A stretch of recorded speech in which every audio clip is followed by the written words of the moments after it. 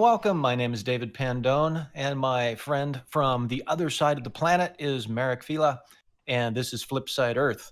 Um, we got together and discussed as friends we ought to have a conversation, and Marek said, "Why don't we just do a podcast?" And that sounded like fun. So I think this is our third episode, and we're getting better at the production of this as we go along, but we're still having fun communicating. Say hello, Marek. Hello, everybody. Welcome. Yes, as David said, this is our third production. We are getting better every time. It still takes us about half an hour to get started because, as always, the technology doesn't cooperate with us. And the personal schedules don't always cooperate either, because only one of us has diapers to change, and it ain't me. Exactly. All right. So our first topic today, Marek, is what? It is the government giving away money. Is it their money? Is it your money? And should it be done? What does it look like in the United States, and what does it look like in Poland? Okay. Well, I know what it looks like in the U.S. You want to give us a brief on what it looks like in Poland, and we'll compare the two? Yes. So recently, well, maybe not so recently, a couple years ago, and I'm actually a user of this money as well, since they're giving it. I'm not saying giving it away, but giving it. Might as well take it. It is 500 zloty per one child. The first year, they made this into made it go live into the production. However, I will use my more IT frames. So the first year it was not for every child, it's for second and beyond. But a lot of people did not like this idea, so what they did is they created 500 zloty per child. And it doesn't matter if you're making money, if you're not making money, if you're in a second tax level, whatever. You have a child, you'll get your 500 zloty per child. So if you have two childs, you'll get 1,000, and so on and so on. Okay. The money they handed out here in the U.S., aside from social programs, because you can get money from the government if you qualify for different social aids, and that's a related problem, but not exactly what you asked Exactly. about. I don't think. Yes, exactly.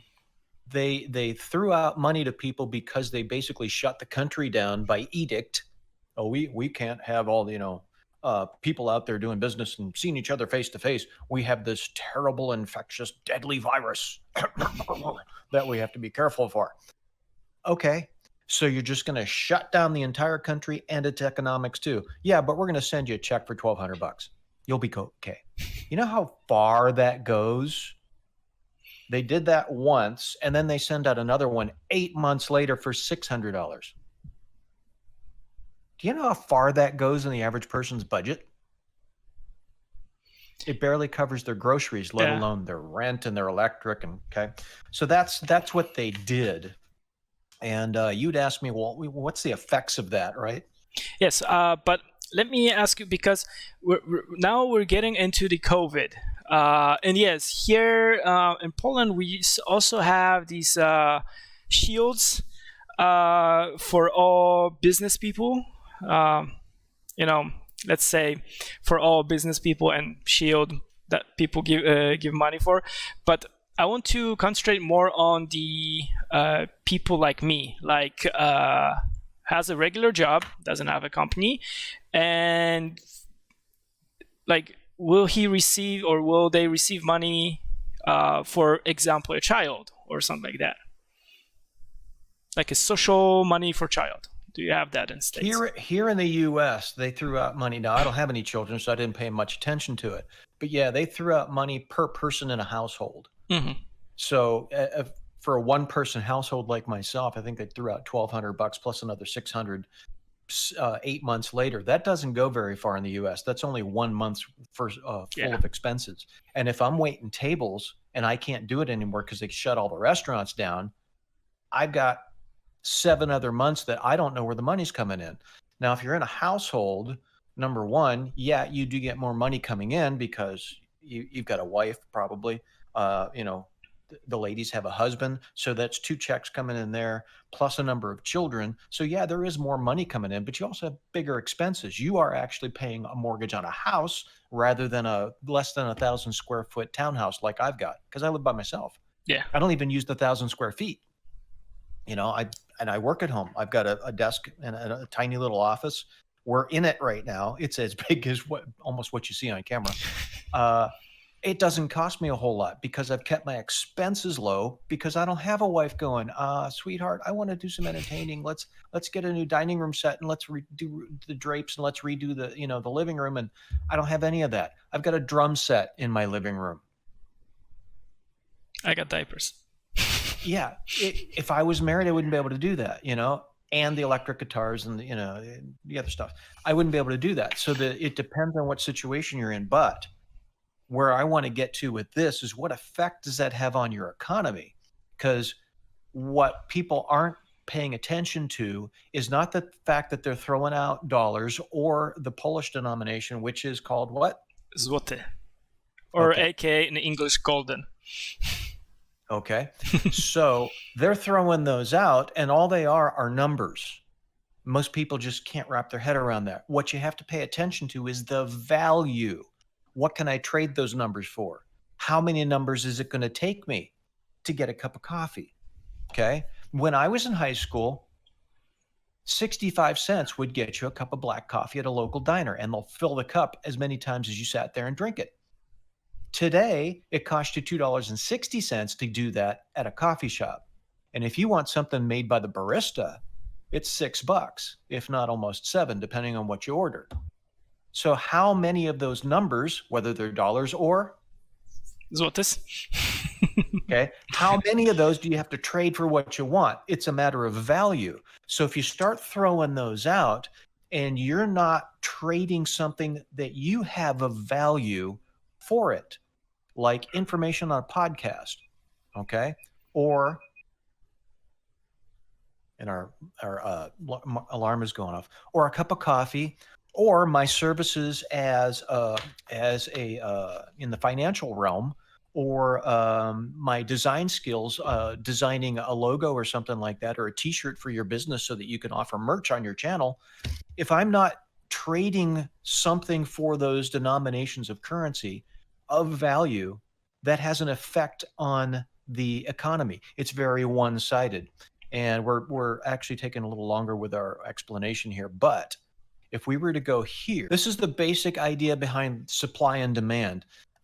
When you have a big supply, if you're looking at this chart, this is divided into 4 quadrants. On the top is one situation, you have lots of goods to buy. On the other situation, on the right-hand side, you've got very few goods to buy. Well, how does that cross-reference with having lots of money on the left-hand side of this chart, or having a little bit of money? Okay. And there's 2 places where you're in equilibrium. All right. When you've got lots of goods and lots of money, that's the best situation there is. The US, since the end of World War II, for about 30, 40 years or so, was in that situation. We were manufacturing just gangbusters because of World War II. There was a lot of things being produced here. So there was a lot of things that you could buy. And since the people who were involved in the production were making money because they went to the factory, or they were selling those things, they were doing something of value, they made lots of money. So when you have lots of money chasing lots of goods, you basically have an equilibrium. We're getting into a situation where, because of the COVID situation that went off, it had an economic effect, that you have a downturn in the number of goods available. Well, you can't go out to eat just everywhere because half the restaurants are closed. Manufacturing, like when I was manufacturing the t-shirts for a while, you couldn't get the inventory, or it was delayed because their staff was cut in half because they didn't want people in proximity when they were producing the t-shirts. So it has an effect on how much production is available. Plus, if half the people or 30% of the people aren't working, you don't have as much money out there chasing things. So what they've done in reference to your question is they start throwing money out, which people haven't exchanged for anything of value. Now you have a mix up in that equilibrium. So you can either have an equilibrium of abundance with lots of money chasing lots of goods, which is a good situation. That's a thriving economy. and then you have the equilibrium of not so many goods and not so much money chasing any of it. That's not necessarily good, but at least it's in equilibrium. Where you get into situations uh, that are problematic are when those things are out of balance. And do you understand what the velocity of money is? No, please explain. Sure. Okay, so the velocity of money is how quickly my dollar changes hands to you and then changes hands to the next person. For example, I go to work, pick up a paycheck, and on my way home, I stop and get gas, I stop at the grocery store, and I stop and buy myself a new pair of running shoes. So I worked today, did something of value, and then I took some of the money that honestly will be paid to me next week, but from my paycheck last week, same thing. I earned it. So I'm going to go out and today I'm going to buy gasoline and groceries, and I'm going to buy, what did I say, running shoes. Yes, running shoes. So the people who actually own those stores, those businesses, the owners will get some money. They'll pay their employees. And guess what their employees are going to do on the way home today? Spend money. They may stop and buy some gas. And how fast that happens, all right? How fast money changes hands is the energy in an economy. And what we found recently is that people were staying home more, they were consuming less, and all that slows down. But when you actually have a lot of money, and we're going to look at this in equilibrium here in this chart, when you have a lot of money chasing very few goods, that's in the upper right-hand corner, okay? Mm-hmm. You have very few goods being produced, very few services that people can buy, but you've got lots of money out there. Something happens, okay? Prices tend to skyrocket because you have an inflation, and the inflation people think the inflation is in the prices. It's not. It's in the money supply, and it affects the prices. It's an indirect effect. So when you inflate the money supply by throwing money out there, now you have a lot of money chasing very few goods. If you and I were in a boat in the middle of the ocean and we're hungry, and there's one apple that a third person has, and we start bidding on it, what happens to the price of that apple? It goes up. Yeah, because the person who's hungriest or has the most money wants it. So they bid up the price and bid up the price and bid up the price. Ultra simplified example, but it works that way. So that's where you get inflation. When there's a lot of money chasing very few goods, the prices get bid up. Now, what you're looking at is the apple any different than it was 2 years ago? No. The apple hasn't changed. What has changed? The value of the numbers that you're throwing at it. You see what I'm saying about a bucket full of numbers? So the demand for the apple. Well, the demand is high, but the amount of money that you're paying for it, okay? That's the difference between numbers of currency and value. The value of the apple is actually the value. What we look at is money, and we call it dollars or? Złoty. Yeah. What we usually think of in the currency isn't the value. It's just a set of numbers. And when you throw a bunch of currency into the mix, you just get more numbers.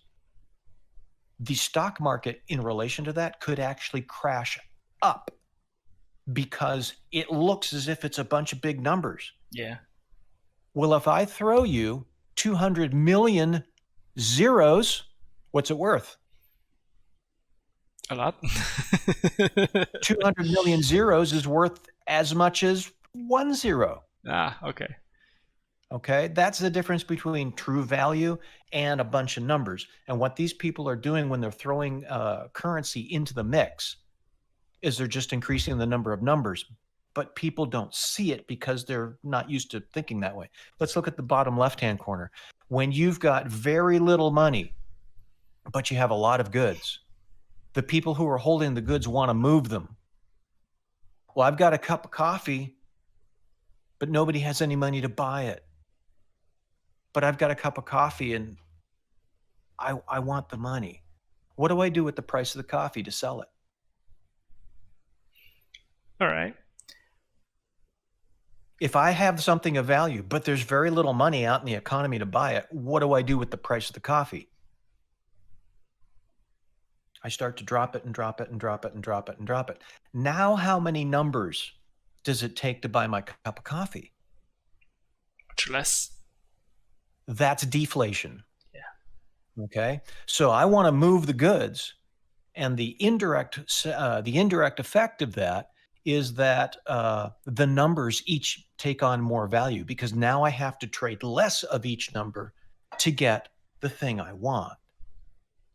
That's deflationary. The central banking system doesn't like that because they can't control it. When you start taking currency out of the system, the currency by unit gains in power. And we can get into that in another conversation Definitely. about how things like Bitcoin work and why people are interested in precious metals right now and how that economy works. But it's related.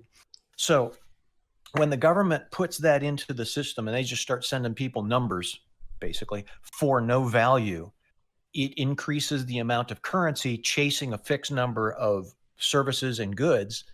And currently in our economies, the number of services and goods is decreasing. The amount of currency is increasing, and that's the upper right-hand corner. And prices are set to skyrocket. All right. That help? So, following up question. Hopefully, it will be a short one. I know it's impossible. We can maybe get rid of the chart. So let me hide this. You can show your face again because we only see half of it. Awesome. That's this one. So, looking at what is happening now in the world, if not the whole world's economy is frozen, then most of it. How do you predict will go? Will we crash totally? Will we have a enormous inflation or enormous deflation? I know what other guys that I listen to have said, and we're going to get into that in a minute too. Is who you're listening to. I tend to listen to guys that are smarter than me and learn from them. When I was in high school, there wasn't an internet. When I was in high school, we barely had desktop computers. I remember when I got to my freshman year in college, I wrote my first set of papers on an IBM PC with a floppy disk that was actually floppy. These things, they were 5.25 inches. Yep. I wrote my first papers on those. Been around a while. So, the fact that we actually have an internet now and everybody can publish. All you have to do is, log on to a bulletin board and you can publish what you think. And then we've got search engines that search it by word. Well, this guy was talking about this topic and they pull it up and show it to you. Well, who is he? I don't know. He's some guy who's writing a blog out of Bangladesh. All kinds of information is out there, and you can listen to whoever provides you valid information. And we'll get to that topic here in a minute. Let me see. The question again was, repeat it. The question was, how do you predict the economy will go post-COVID? Will we have inflation, deflation, or just total crash? I know what people that I listen to have said, and what some of them are saying is we're going to have a deflationary period followed by a hyperinflationary period. Okay. Deflation in how we actually have lots of goods left over from what's been produced in the past and very little money because people aren't working, followed by an influx of a bunch of money because the central banking system right now is looking at taking currency from being printed to an actual electronic currency, which, by the way, should not be confused with cryptocurrency. Just because both of them are digital does not make them the same. What the government's plan to do with that electronic currency is actually tag it so they can control it. Did you want to go buy ammunition with your digital government currency? Sorry, we don't allow that. You wanted to travel and go places farther than 5 miles from your house, and now you need gas? Sorry, you were under a travel restriction. We didn't want you traveling for more than 5 miles from your house, and your currency at that gas station doesn't work. Now what are you going to do? People don't realize that. They're looking at this as if it's crypto. And crypto, the only thing that makes crypto, one of two things, usable is the fact that it separates from government control and the banking control. It's completely independent of that. That's the whole idea behind crypto. What the banks and the governments are looking at is, well, we need to control this. You don't want that, because the thing is, in like the EU, where the government is also running your healthcare, you can go into the grocery store and go, you know what, I'm going to get myself a pack of freshly ground coffee because I enjoy coffee, and a bag of potato chips for later, and some ice cream. I just love ice cream. And you're at the checkout, and the lady takes your ice cream and sets it aside, and your potato chips and sets it aside, and takes your coffee and sets it aside, and says, the system here, which is tied into your money and your healthcare system, says that you've got high blood pressure. So the coffee, the caffeine, and the potato chips with all the salt are out. I can't sell them to you. It's illegal. And oh, by the way, you put on a little weight, since you got over 40, and the ice cream, it's not for you. Not a good idea. And they won't sell it to you because the government has made it illegal. All right. Your money isn't good for that. And they've systematized it. That's where they want to go with this. And it's not a good plan. Looking at what's happening, at least in Poland, if that's going to happen, because our government currently is trying to control us more and more. I don't know if you remember the image I've sent you, where almost every media in Poland was striking. I'm pretty sure people will get frustrated and they will kick our government out. Well, yeah, I'm looking at that. There's since we had President Biden inaugurated, the things that he talked about before he got in office and the things that he's doing now that he's in office, people are actually looking at going, that doesn't sound like what you told us when you were running. So I'm looking at this cultural phenomenon going, these guys are playing with fire. All right. This is going to get interesting. Go ahead. I think we exceeded the time limit, subject by a limit factor probably of 3. not. Yeah. We should move on the second topic, which was, you should go. Valid information. How do you get valid information? And what we're finding, especially recently, it's actually been going on for years. I pulled up an image yesterday of birds in a nest, going, you know what I mean? Looking for mom to feed them. Feed me, feed me, feed me. Well, the era of people coming home from work, right? Getting themselves a bite to eat, sitting down on the couch at 6 p.m. in the evening and turning on the evening news and listening to Walter Cronkite give them what they need to know is like birds sitting in the nest going, feed me. That doesn't work in our current cultural status. If you're turning on one source and expecting somebody to give you what you need to know, you think you're getting what you need to know, and what you're actually getting is what they want you to know. Okay, that's what's going on in the U.S. right now. And France, of all countries, we're looking at us going, that's really not good. I mean, yeah, we know. To get into this, we have 3 major TV stations, which one of them is controlled by government. And that's basically exactly what you just described, the image. So it's just, I don't want to go too much into talking about it, but it's just a lot of stuff. It's factored. It's not real. I'm not going to be naming names here. People that sure, because we actually want our podcast to get heard. Exactly. There's a second station, which is the opposition of the first station, and they do literally everything bad against them. So they really, really closely are watching the hands of the government and of the other TV. And then there's a third station, which is in the middle. It does, both sides. Right. And each of them tends to be skewed to one perspective or another, exactly. because they seem to all have an agenda. Exactly. They're trying to lead us somewhere. Now, how do we work? How do we protect ourselves against that? Okay, so that we actually have the information, so that we can make informed decisions, right? Because your culture in Poland is fairly free. We're fighting with it now in the U.S., probably for the first time out in the open in our history. And our history is fairly short still. It's only like 242 years or so. But for the first time in our history, we're actually struggling with forces in our country that are threatening our freedom and what we're allowed to do.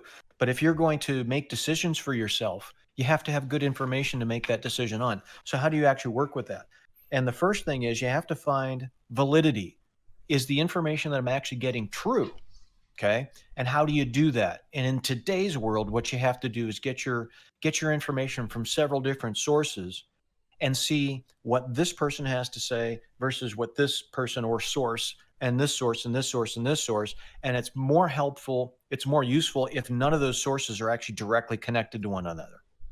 Okay, like following somebody on social media. Well, this person works for this like Fox News, and that person looks for Fox News. Well, because they have the same employer, they're likely to have the same bent on things. And this person works for MSNBC, and this person works for MSNBC. They're likely to have the same bent on things. Whereas if you look at a lot of guys that are independent now, they're doing their own podcasts online. Hey, there's an idea.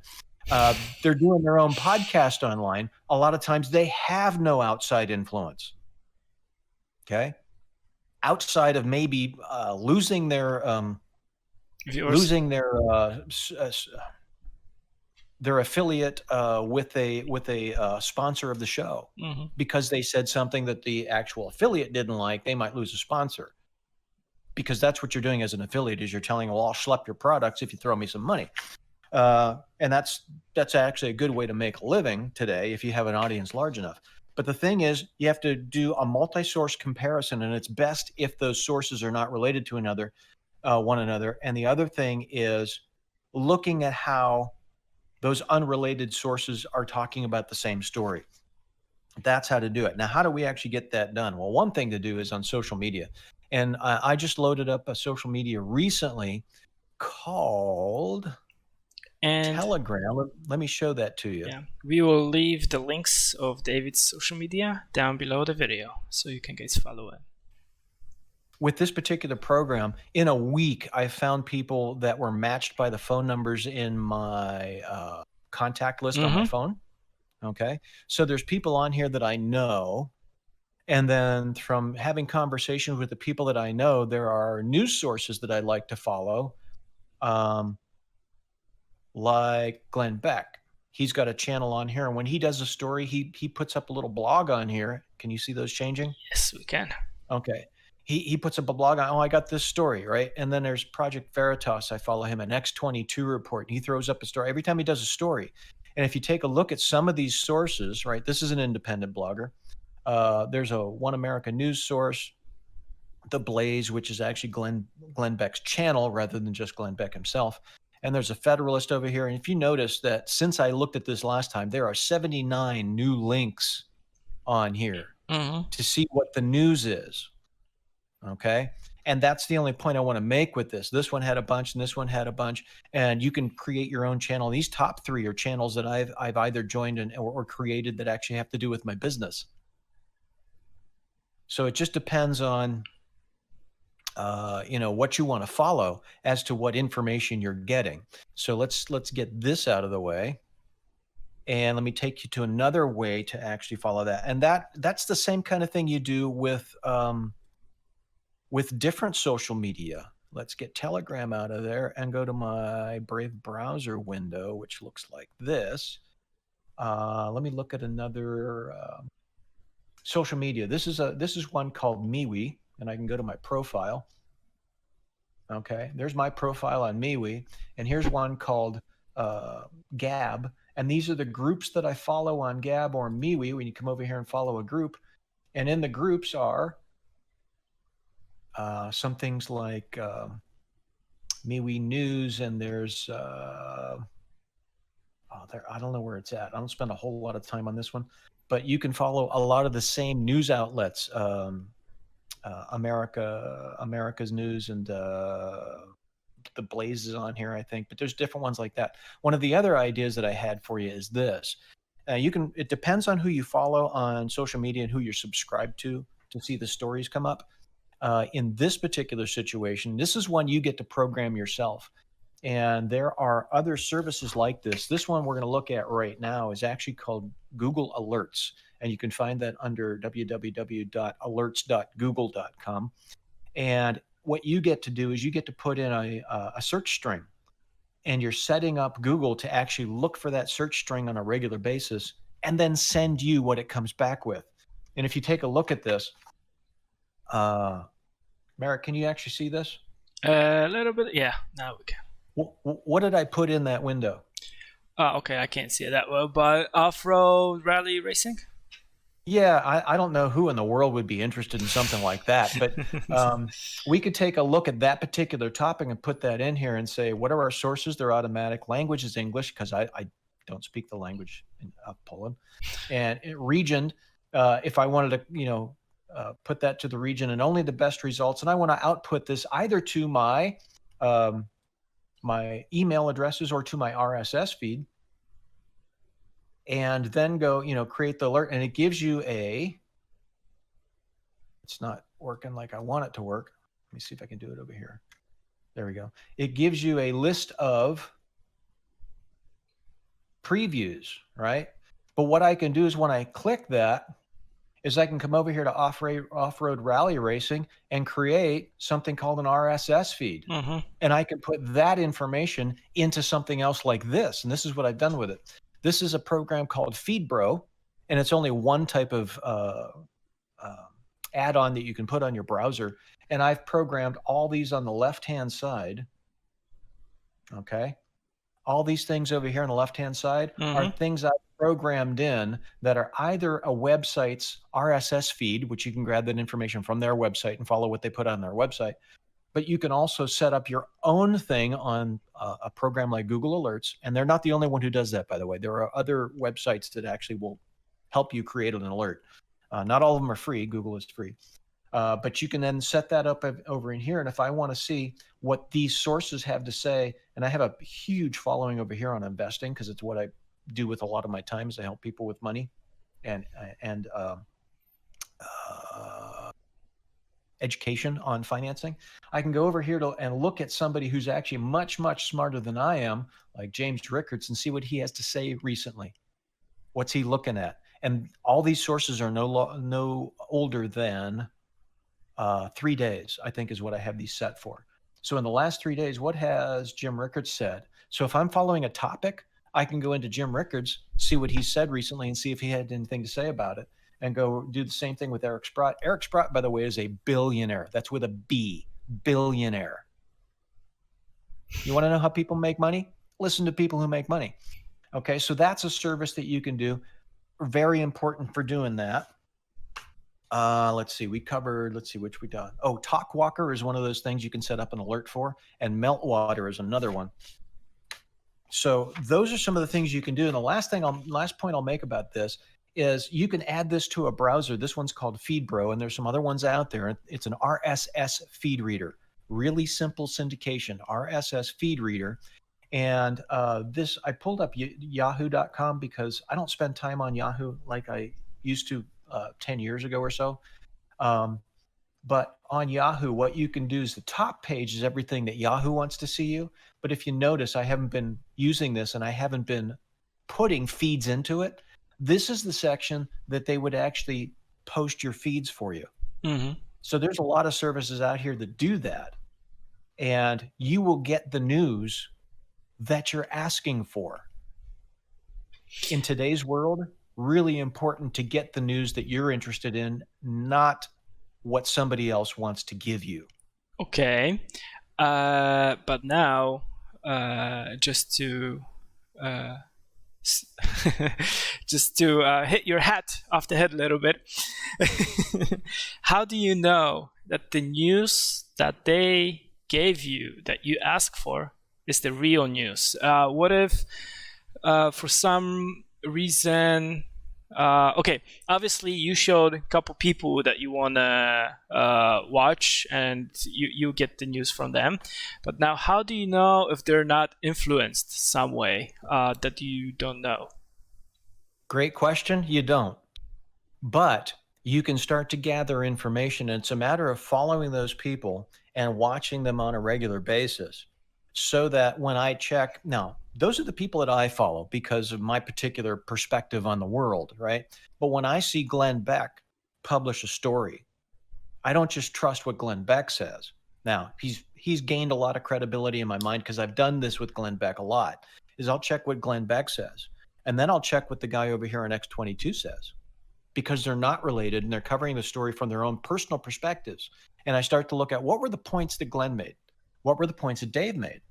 And then I'll look at guys like Red Pill 78. I think his name's Zach. And what did Zach have to say when he actually covered this story? Because each of those guys are like me. They go out there and they start pulling things in from the internet, reading through things and formulating their own picture and then relating that picture to you. Mm-hmm. Okay, based on all the stuff they looked at, what is Dave's perspective? What is Zach's perspective? What is Glenn's perspectives? And which points do they agree on? Okay. Where are the places where they differ? And then you start asking, well, is the point important enough that I actually look somewhere else and find something else? Because I showed you how many places I was actually tracking.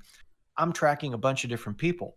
And if I find that one person's covering it and another person's not, I have other sources to go to.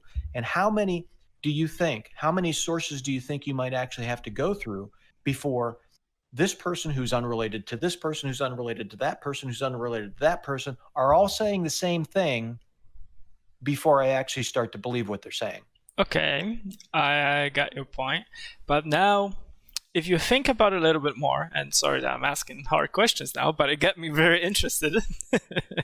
Hey. But obviously, okay, well, I don't know any of those people that you described. I have to catch up on that. But obviously, they will have the same point of view, right? So they will have, or maybe not the same, sorry. They will have a similar point of view on the world as you do, right? Or not necessarily?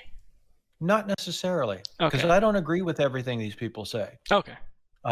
Recently, their take on where we're headed politically, I think, is very off.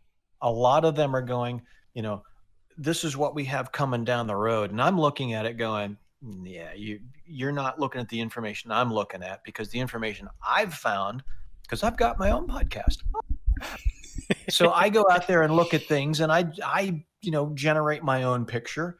And what I'm seeing out there, and by the way, I've sent some of these guys, I put it in a nice little organized fashion. I said, it doesn't sound as if you've seen this information. You should take a look at this. This is important. You know how many of them got back to me and paid me any attention? 0. None. Yeah. So that leads me to believe, okay,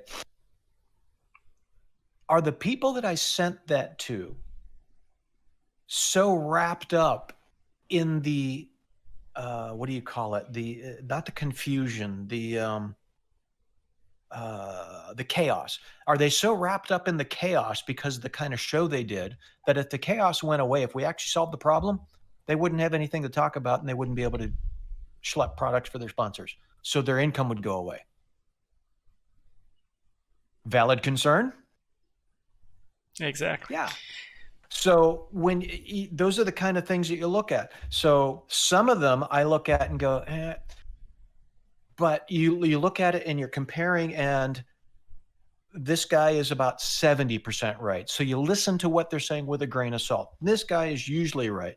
And on this topic, they're just heading down the wrong road.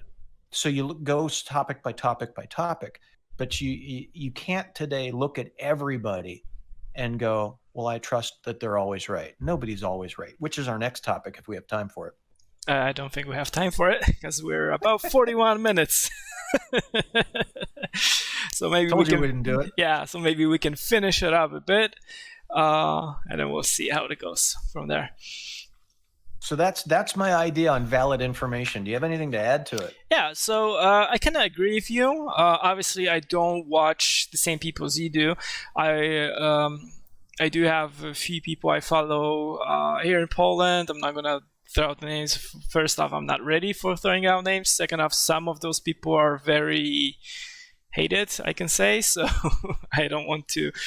I don't want people to think of me differently than they do already. Oh, you're one. You're one of those people. I actually have a job. Yeah. We gotta send you to a re-education camp. Exactly. But yeah, I agree with you here that that's exactly what I do. Maybe not to the point as you do, where you have a million RSS and you watch a lot of videos. I do try to watch all the videos you've sent me, but with the job and the kid and trying to fall asleep, it's very hard. Melatonin. Yeah. Melatonin. 20 minutes before you try and go to bed, and I'm just gone. I'm working with the yoga right now, and it's working so good so far. So. Good. Cool. But yes, I do the same thing. I follow a few people. I don't agree with everybody 100%. There is 1%, for example, I watch because he has a very good point on economic status, but with everything else he believes, it's just total crap. Like I only listen to the part where he talks about economic. When he starts talking about different stuff, I just turn it off because I'll break my mouse or worse. Yes. And the news here in Poland. Huh? Don't throw your cell phone. Not a good idea. No. And most of the news in Poland are very much influenced. So I watch just to hear what is happening with a grain of salt, as you said. Yeah. Very good. Yep. Are we going to tie it up here? Yeah, I think so. It's 43 minutes. If we add to the intro and the ending, it will be past 45 minutes. Okay. You want to take us out? No, I think you should do it. Okay. Well, my name's David, and my friend over here in Poland is Marek, and we've enjoyed spending some time with you today. We hope you actually found some of this information interesting, if not fascinating, if not worthy of you sharing with some other people that you know. This show, go ahead. Don't forget to like, subscribe, and comment below. Absolutely. So this has been FlipSide Earth, brought to you by your hosts, Marek and David, and we will see you next time right here on FlipSide Earth. All right. Bye. Take care.